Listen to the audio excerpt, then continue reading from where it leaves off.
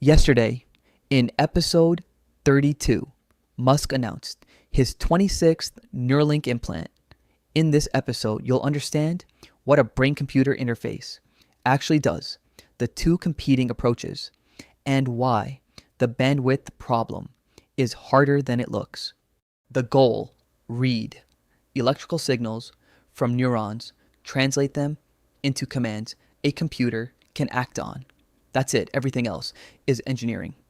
Two competing approaches: invasive, place electrodes inside brain tissue, best signal, highest risk; or minimally invasive, thread electrodes through a blood vessel, lower signal, lower risk. Neuralink picked invasive, Synchron picked vascular.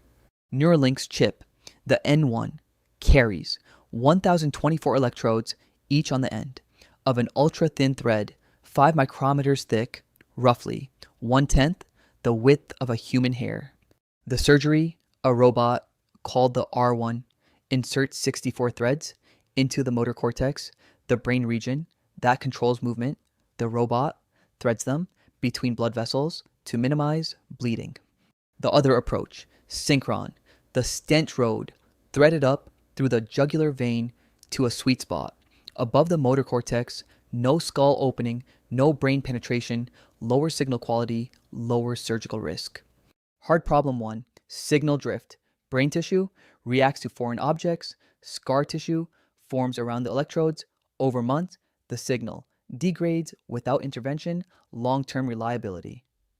Is the unsolved problem. Hard problem 2, longevity. Electrodes corrode inside the brain. Over years, material science is racing to extend lifespan from months to decades.